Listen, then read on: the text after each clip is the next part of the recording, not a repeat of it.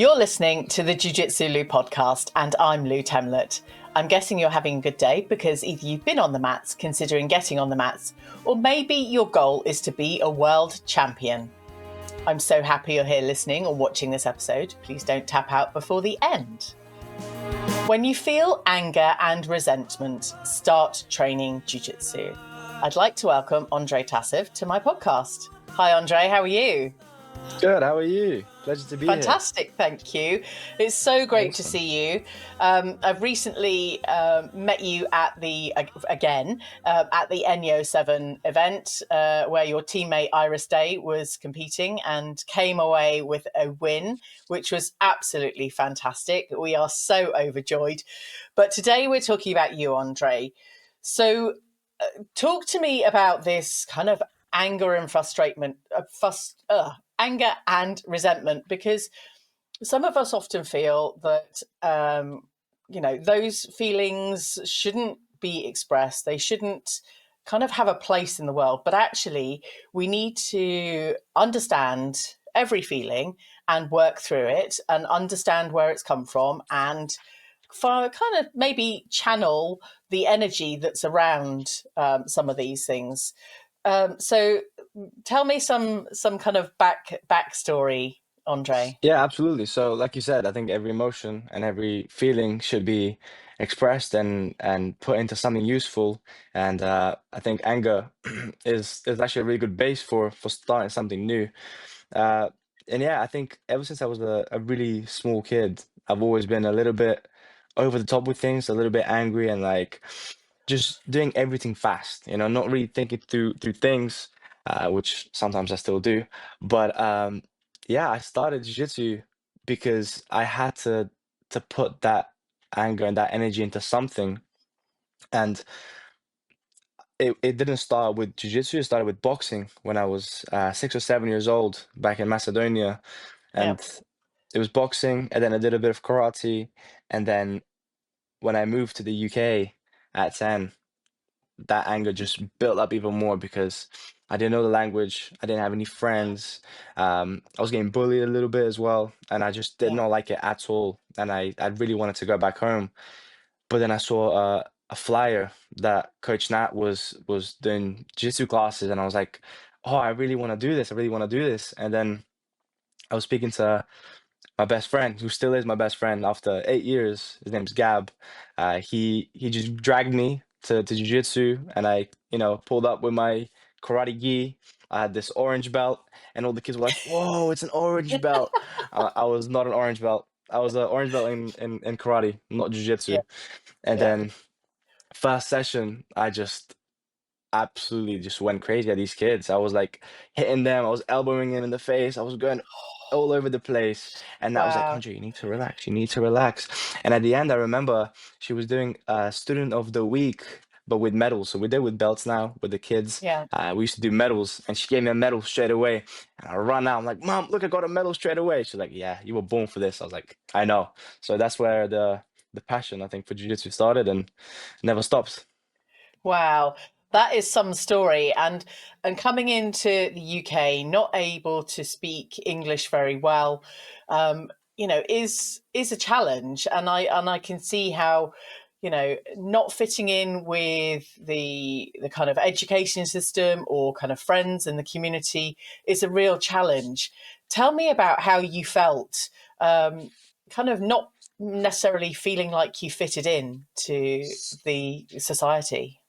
Yeah, so it was really terrible feeling, as you may like predict. And I think when I was growing up in Macedonia, there wasn't really that stuff. I feel like everybody would just kind of got along, and everyone was Yeah. really just friends. There was no such thing as bullying, and even if there was, you fight, right? It was it Yeah. was a it was a weird thing. It's like, all right, we're gonna scrap now. If it's in class, you're doing class lunch, you have a fight with this person if they said something to you that you didn't like, and then after that, you're Yeah. friends.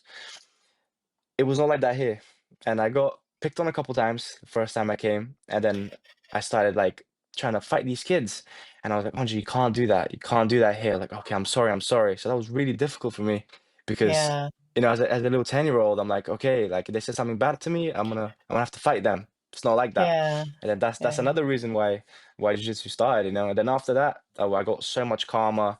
I think, you know, every kid should be put into jiu-jitsu. I think it's gonna help them calm down. It's Yeah. gonna, you know, teach them resilience and how to be a better person, not just jiu-jitsu person, you Yeah. know, like a better person in life. And I think it's super Yeah. important. So very difficult That's as a good. kid, but Yeah. definitely jiu-jitsu is the number one thing that helped me and that saved me. Good. We will talk about jiu-jitsu, but I know some of us may well have experienced bullying throughout our childhood. And you're right in kind of mentioning, you know, it's like picking on, you know, there's lots of low-grade stuff that actually has an emotional impact over a longer period of time. And whilst I don't condone fighting in the streets or at school or whatever, actually it's dealing with it in the moment, moving on, getting back Mm, and being friends. In lots of different societies, young people, even grown-ups, prolong the bullying process, and that's really hard emotionally to deal with because, you know, things can be dealt with quicker and more effectively. But it's that emotional impact that it has on all of us. And until we can kind of dive back in and understand that that's just a thing, you know, things have happened, and mm, kind of unpick what's behind the bullying and the feelings of anger and frustration and not understanding the world. You know, we're all still learning regardless of whatever age we are, and I think that's the point. But you know, it sounds like jiu-jitsu has kind of calmed you and brought you to a space that has allowed you to thrive in such a fantastic way in your own game and also supporting other people's games. um, mm, definitely. talk to me about yeah just kind of that second jujitsu class, because you come in with your karate kit, your orange belt, which in jujitsu, you know, does stand you in good stead if you've got to orange belt as a child. You know, that's quite an achievement. But it was a karate one, but it might still have been perceived as something quite elevated in terms of skill and ability. And getting that medal, and actually, it's always about encouraging positive behavior or encouraging the good things that one might do, so that when returning, you go, I remember those good bits. I'm going to keep repeating those good bits, and, you know, just working through the things that maybe aren't quite so acceptable. But Mhm. what did that second class feel like? Um, I think because Coach Nat gave me that medal, I think it just brought me back. And I didn't realize this until I started teaching kids, you know, myself and helping out with those kids classes, that positive encouragement is like the number one thing to try and get kids back into jiu-jitsu. You have to give them Yeah, something to look forward to. You have to, you know, make them engaged and want to come back to your class. And that's the way that she hooked me. You know, she gave me that medal and I wanted to be back. And then I think after that, for a couple classes, I was still like elbowing people in the face okay, until I realized how to actually do jiu-jitsu. And then once I managed to do it, I think yeah, it just you know skyrocketed. And I was really athletic as a little kid as well, so I was just all over the place, yeah. running around the guard, jumping in the closed guard. Didn't know what I was doing, but I was having fun. She hooked me, so I think yeah. That's really good. I think the element of fun in jiu-jitsu, especially for young people or for children in classes, is essential to keep them kind of engaged, because um, you know, we as we grow up, there feels like there's an reduced amount of fun unless we're finding ways to keep, you know, keep excited and happy and just be silly, really. Mm. What how do you, because you coach kids classes now, how do you bring that fun and excitement for the young children and kind of young people in the classes now? Yeah, so it is doing everything over the top, right? I can't teach a kids class like I would do an adult class because you know they're just gonna get bored, right? So anything that I say has to be over the top. All right, guys, everybody take a seat on the line. Let's get jogging, right? It's everything's over the top, right? And Okay. doing Nice. games, making up fun names for the games, right? We have a game called Toes on Toast, right? They all stand in a circle. They absolutely love it. And I try to get their feet with my belt, right? And they love it. They're like, oh, I start off with like, okay, what's my favorite food? And they're like, spaghetti, pizza. I'm like, no, no, no, no, no. Go on, you guys know it. And they're like, toes on toes. I was like, yeah, it's your toes on my toes. So then I come around with a belt, trying to get their feet. And that's how you keep them hooked, every single week. It's really Yeah. important that you come up with different names and different games. And Yeah. if they're not having fun, I think that they're not going to stick. And I think that goes for adults as well. I think as people grow up, I think they Yeah. forget to have fun. Um, and I think adults should actually have more fun than kids because not every life is too short. Don't be so serious. Just relax. Relax. 100%. I agree. Now, some of us, the energy you've just described, I'm going, oh my goodness, where do you get that energy from, Andre? Oh, I don't know. I don't know. To be honest, I think my dad is very enthusiastic. He's a very enthusiastic person. Yeah. Um, Also my mom as well. I think that they're both super like over the top with things because I'm Macedonian, Yeah. right? So it's that Balkan spirit in me. It's yeah, just I think overly enthusiastic about everything, really. I love it. I think we've all got something to learn from you, Andre, especially when life feels so hard, and if you have to do something, I'm going, oh my goodness, where do I get this energy from? And I was thinking at the weekend, I used to work in customer service and front of house in retail and restaurants and things like that. And I don't really know how I did it. And I really Mm, admire individuals that are baristas or whatever, because they have to dial up that energy. They can't be miserable. It's having that, just that presentation that I you think live and breathe and love it. yeah, I think there's self-work that needs to be done as well. I feel like if you're not happy within yourself and you're not Yeah, content with what you have and the things going for you, you're not gonna be like that. And I think if you really enjoy what you do, and yeah, if by all means you love doing, being a barista, then you go ahead, be the best barista in the world. If you feel like doing anything you want. My dad always said, if whatever you do, you got to be the best at it. If you're going to be a garbage man, you're going to be the best garbage man. If you're going to yeah. be a teacher, you're going to be the best teacher. So whatever that may be, you be 100%, you be the best in that. And with that mindset, I think that helps you to give that final push and be so enthusiastic about it because you want to be the best at what you do, right? So, Oh, I think that's incredibly inspirational, and you are right. I mean, coming into jujitsu and allowing yourself to decide to be the best at jujitsu, might there have been anything else in your kind of life plan that might have, you might still have the opportunity to be the best at?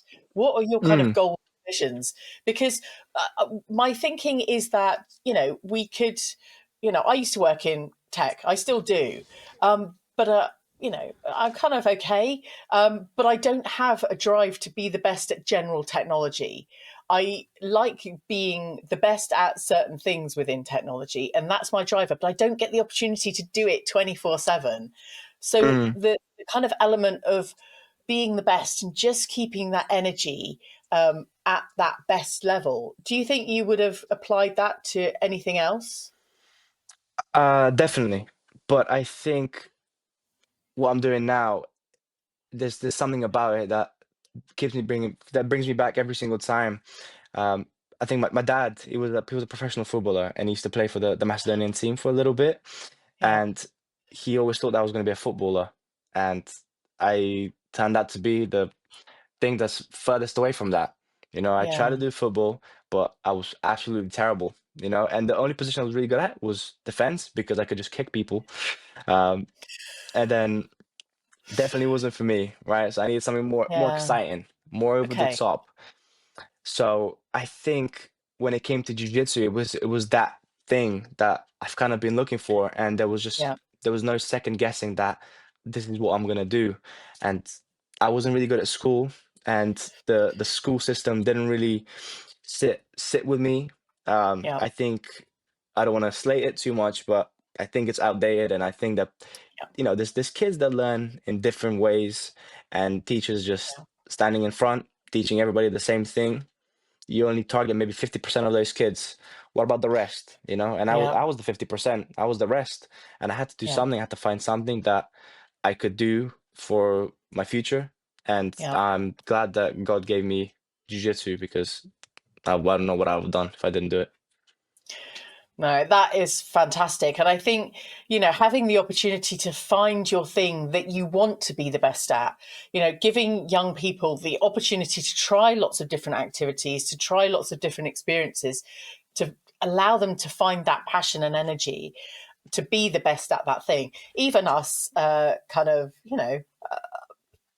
grown-ups, shall we say, not that we ever Mm, really grow up, but to keep trying different things, because we get so stuck in our ways.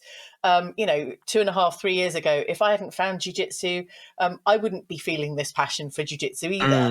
mm, But I didn't try it in my 20s. I hadn't tried it until I was mid 40s.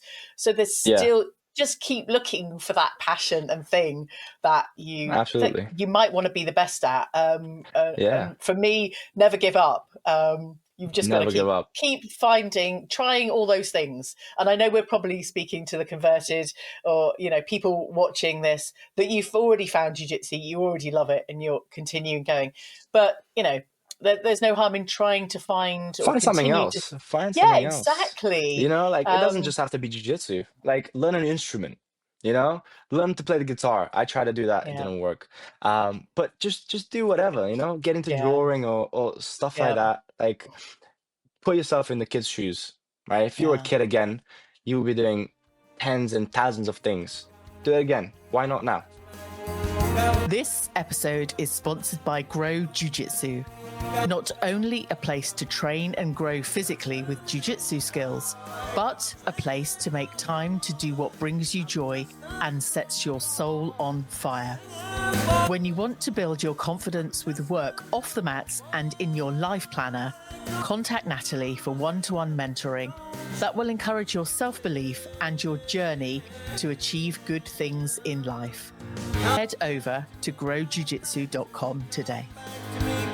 This is a Jiu-Jitsu Lou podcast with me, Lou Temlett, coming to you from the UK. I really do need you to subscribe and review this show to help it grow and fulfill my vision for its future. I want to be the best UK Jiu-Jitsu podcast, if not just in the UK, in the world. If you could do that for me right now, I would be forever grateful. And as always, go and check out the clips on YouTube and Instagram. Today, I'm having a conversation with Andrej Tasev. Andrej, you've already shared some really incredibly inspirational mindset pieces and kind of thoughts.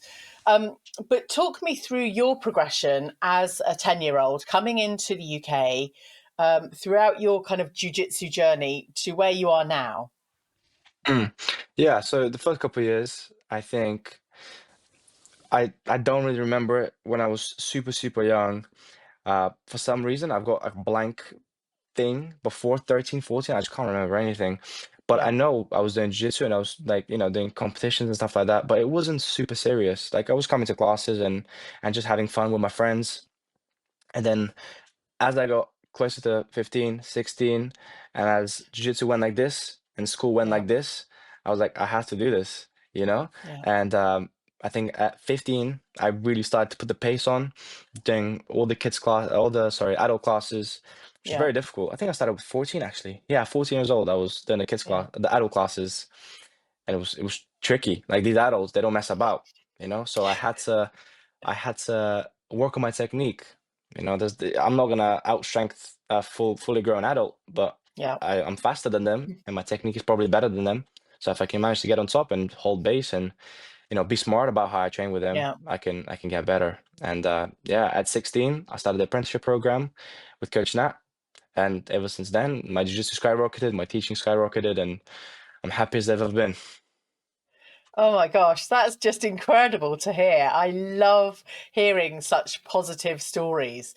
Now, I want to kind of delve into being a young man in jiu-jitsu and the kind of the growth and the strength development and the mindset development from, I guess, that kind of 14 and upwards, how you see your progress having grown so much? Because um, I kind of relate. I have a teenage son, and it really is only a matter of time before he's able to tap me out.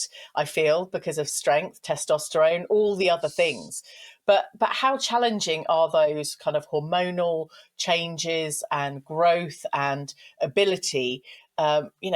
What kind of impact do they really have on a young man? Yeah, I think all of your emotions and everything that you're feeling is just 10 times stronger. If you're feeling sad, you're gonna be, the saddest in the world. If you're gonna be happy, you're gonna be the Yeah, happiest. If you're angry, you're gonna be the angriest. So I think I will always say, just go back to jiu-jitsu. If you're feeling sad, angry, whatever that may be, go back to the jiu-jitsu, do the class. After you come back, you will feel 10 times better. That's all I can really say. Just keep doing the yeah, thing that you're doing, and you will get out of that bad feeling in a way. yeah. I think that's quite wise to appreciate the kind of 10 times emotional in whichever direction the emotions kind of leading you, but actually to rebalance training Mm, jiu-jitsu or finding yeah, that thing you want to be great at or the best at and just going to do it. Because we in life, whether we're 14, 18, 20, or 50, you can kind of have those experiences, but being able to apply something to your life for that balance and calmness, or kind of re kind of adjusting how you're feeling in that moment. But how did you most kind of become aware of some of those extreme 10 times feelings? um, talking. I think talking Okay. about those feelings, talking Yeah, to the people close to you. Um, with Coach Nat, I very close with her, and I think our relationships only just gotten better as I started when I was super young, and now yeah, I know I can tell her anything, whether that be about jiu-jitsu, about my life, external things. She's a really good listener and even better at giving advice. yeah, And I think I take a lot of the advice that she gives me, and I like to put it yeah, into my own way of thinking as well. There's a lot of things that she said to me that I like to think about as well, and give to other people as well. So I yeah, think having somebody close to you is super important. Someone that you're yeah, able to talk to about anything, whether that be a parent, your coach, whoever. Find that yeah. person, talk to them, and you'll get better. I think it's really important. I'm so pleased that Coach Nat has been able to support you. But I think wherever you are in your stage of life, finding a mentor to reflect with and kind of talk things through, to just understand some of the variabilities in our emotions, in our behaviors, to kind of cross check life in lots of different ways. But having a mentor on board sounds like it's really helped you grow in so many ways. Um, 100%. so, talk to me about your coaching. We've talked about coaching kids' classes. You also coach adult classes as well. Yes. So yeah, Okay, I do that. talk talk to me about that.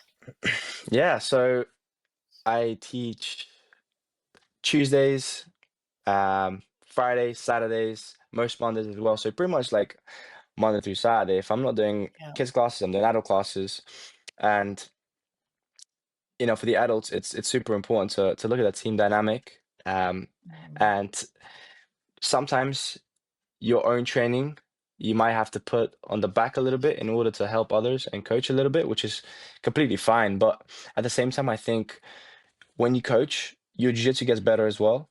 Like yeah, if you're really thinking about the techniques that you're showing and the things that you're researching, your jiu-jitsu is gonna get better as well. Like from when I started coaching until now, I would say most of it is to do with coaching and how much it's helped me progress. I yeah, think researching all these techniques and going on all these like instructionals, it's a bit of a ball ache sometimes because they just talk nonstop and I can't really sit for that long and just listen to someone. yeah, But I think it's super duper important. It's super important. I sit every Monday, plan every single kids class and adults class, yeah, Monday through Saturday. Sunday I've got my day off, and then back again on Monday again. And that whole week, you look at, what's going well, not what's not so going well. Like, Yeah. is the technique too advanced? Is it too basic? If it's too advanced, okay, we have to, bring it down a little Yeah. bit. If it's too basic, okay, we can look at it for another week, but this time we're gonna look at uh, a bit more, maybe transitions or attacks that are a little bit more advanced. So Yeah. you just have to kind of like have an idea, but you got to play with by ear as well, because you never really know. Like you can't make a plan. It won't go to plan. If you make a plan, Yeah. it's gonna go wrong. All right. So just you have an idea, and whatever happens, happens. You just Yeah. just float with it. Okay.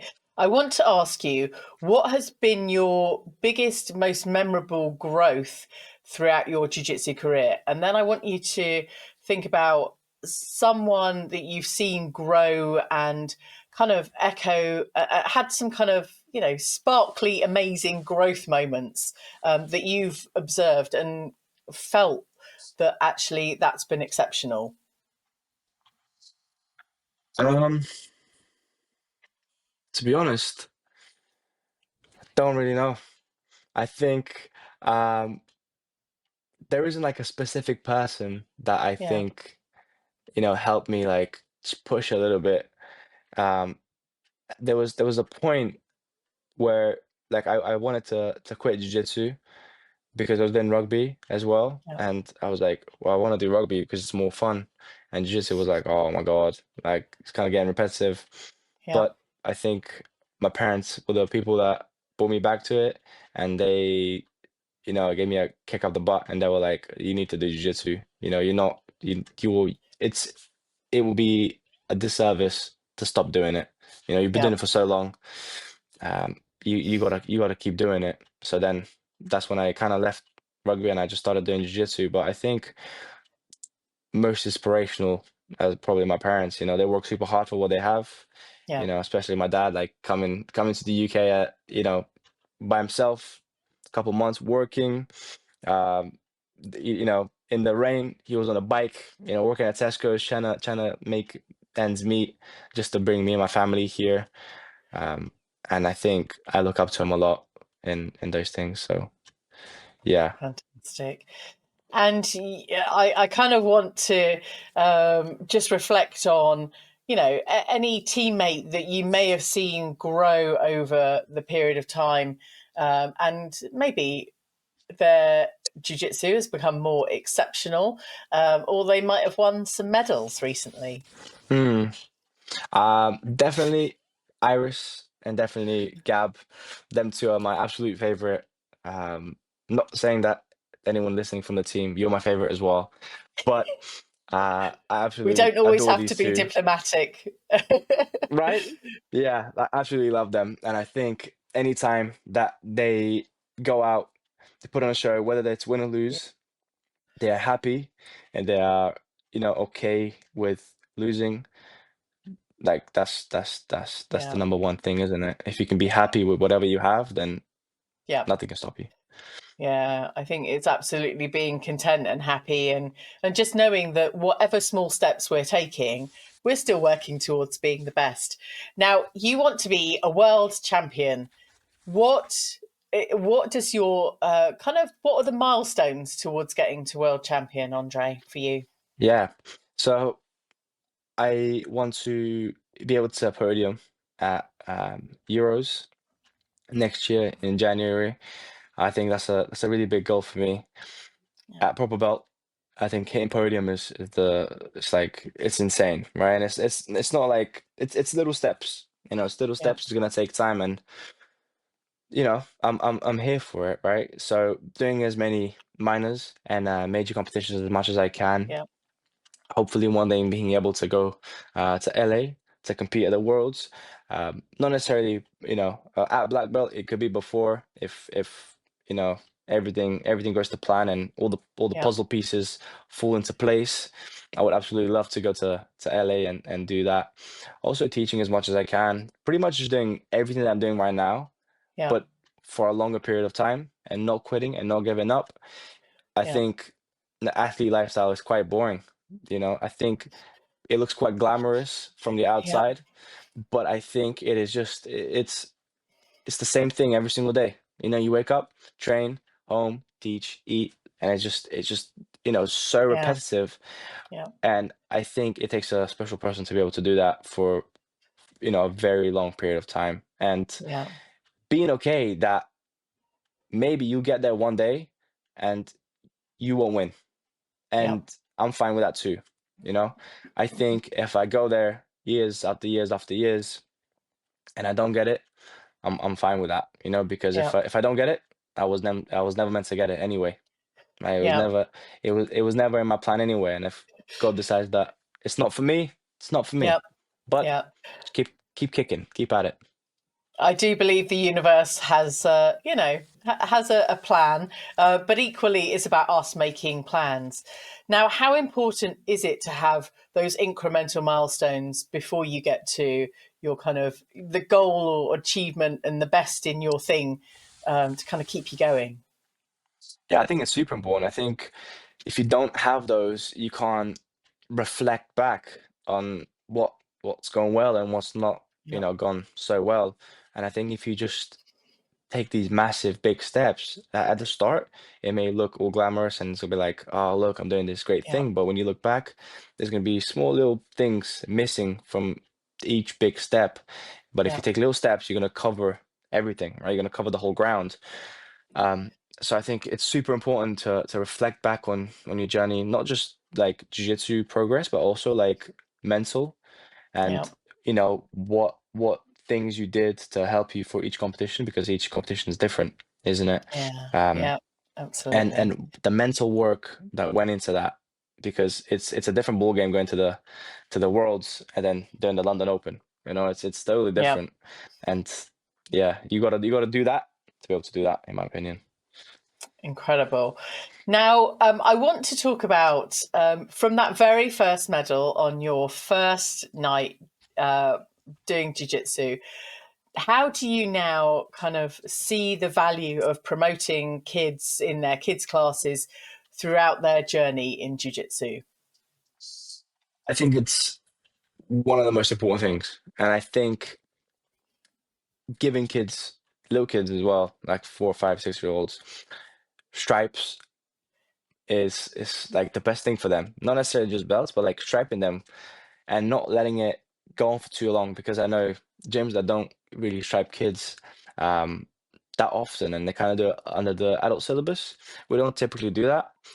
Yeah, I think we do 6 weeks. I'm pretty sure for like a 6-year-old, and yeah, then we give them a stripe, and they don't spend too long on their whites and the grays and the gray and whites, because you wanna keep them hooked, you know. yeah, And I think giving them validation, and I think being there for that kid and giving the stripe, giving the belt, I think it's super duper important.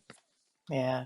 I agree. It's about just keeping that reward structure in place because, if it's not their favorite thing to do at the moment, but actually there is value in them continuing to train, it's just having Hmm. that positive, it's that dopamine reward, isn't it, throughout Yeah. our journey, just to keep going. Because until we build up the resilience to, get to a jiu-jitsu class, regularly and keep showing up as adults, it's having that ongoing thing. And we know how challenged kids are when they get home from school and they want to, if they're in the school system, they might have had a hard day, they might be a bit tired. And actually, some of the struggles that some of us parents have, and I know I'm not the only one, in getting our children to go to jiu-jitsu. But if they're asking to go, if they're driving that their own ambition, it just makes it such a much more beautiful journey for everyone.